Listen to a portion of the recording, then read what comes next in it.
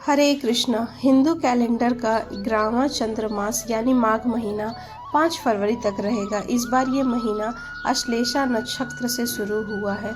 इसमें पूर्णिमा पर माघ नक्षत्र होने के कारण ऋषि मुनियों ने इसका नाम माघ मास रखा है। इस महीने में कई बड़े व्रत और पर्व आते हैं, जिनमें तीर्थ स्नान, दान और पूजा पाठ करने से जाने अनजाने में हुए पाप खत्म होते हैं। पद्म पुराण में कहा गया है कि माघ महीने में जप, होम और दान का विशेष महत्व है। माघ महीने में सूर्योदय से पहले नहाने, कई तरह के दान करने और भगवान विष्णु के स्तोत्र का पाठ करने से भगवान विष्णु की विशेष कृपा मिलती है।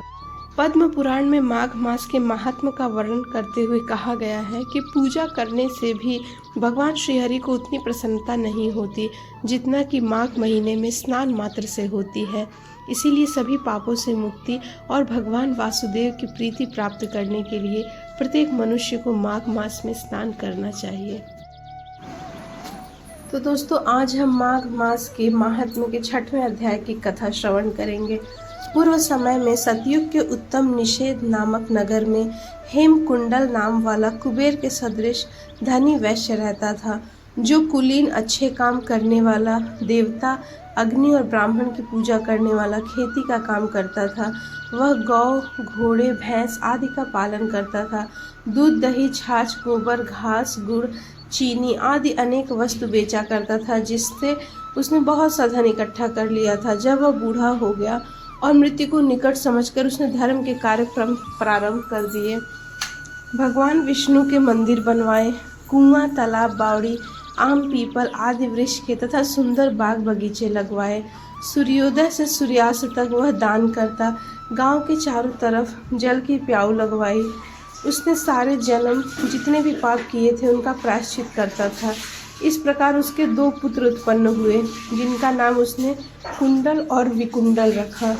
जब दोनों लड़के युवावस्था के हुए तो हेमकुंडल वैश्य गृहस्थी का सब कार्य सौंपकर तपस्या के निमित्त वन में चला गया और वहां विष्णु की आराधना में शरीर को सुखाकर अंत में विष्णु लोक को प्राप्त हुआ।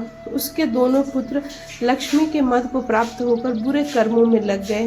वैश्यागामी वीणा और बाजे लेकर वैश्याओं के साथ गाते फिरते थे।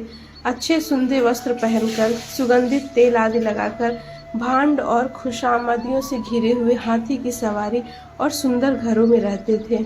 इस प्रकार ऊपर बोए बीज के सदृश वह अपने धन को बुरे कामों में नष्ट करते थे।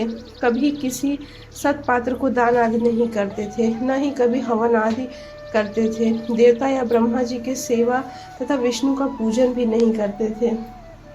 थोड़े दिनों में उनका सब धन नष्ट हो गया और वह दरिद्रता को प्राप्त होकर अत्यंत दुखी हो गए। भाईजन, सेवक, अपजीवी सब इनको छोड़कर चले गए।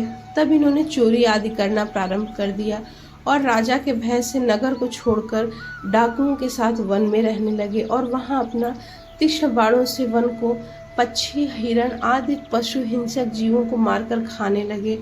एक समय इनमें से एक पर्वत पर गाय, जिसको सिंह मारकर खा गया था, और दूसरा वन को गया, जो काले सर्प को डसने से मर गया।